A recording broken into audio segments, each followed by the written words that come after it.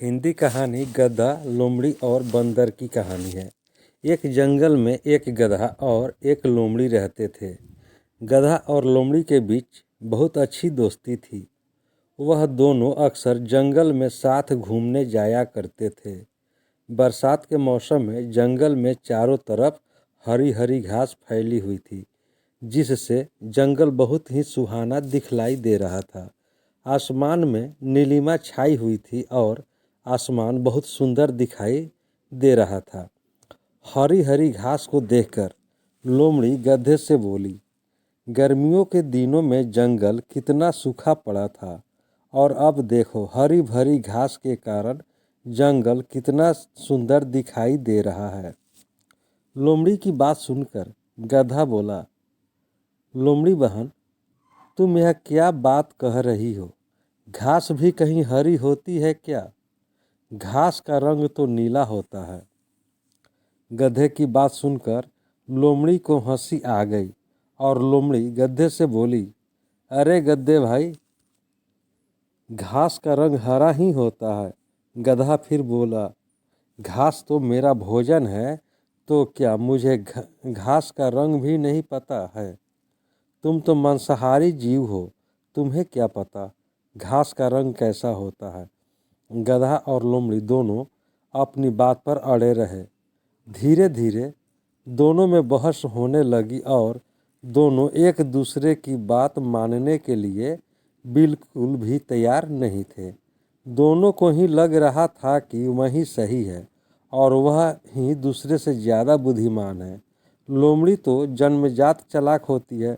वह गधे ही से बोली, इस तरह अगर हम दोनों बहस करते रहे तो हमारी आपस में लड़ाई हो जाएगी और इससे हमारी दोस्ती खराब हो जाएगी। इसलिए अब इस बात का निर्णय किसी और पर छोड़ देते हैं कि कौन सही है कौन गलत। जो सही होगा वही बुद्धिमान माना जाएगा। उसी जंगल में एक बूढ़ा बंदर रहता था। बंदर बहुत ही होशियार और बुद्धिमान था। जंगल के सारे जानवर अपने आपसी विवाद सुलझाने के लिए उसी बंदर के पास जाया करते थे।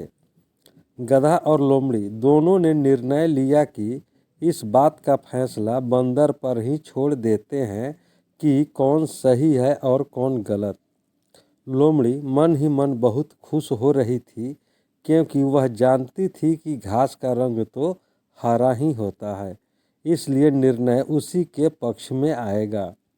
गधा और लोमड़ी दोनों मिलकर बूढ़े बंदर के पास गए और उसे सारी बात बतलाई। लोमड़ी बंदर से बोली, बंदर भाई, आप जो भी निर्णय लेंगे उसे हम दोनों सहर्ष स्वीकार करेंगे।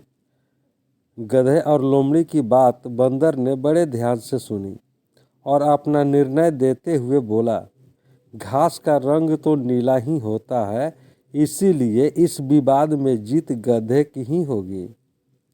बंदर की बात सुनकर गधा तो बहुत खुश हुआ और नाचा गाता वहां से चला गया। किंतु बंदर के इस निर्णय से लोमड़ी को बड़ा आश्चर्य हुआ और निराशा भी हुई।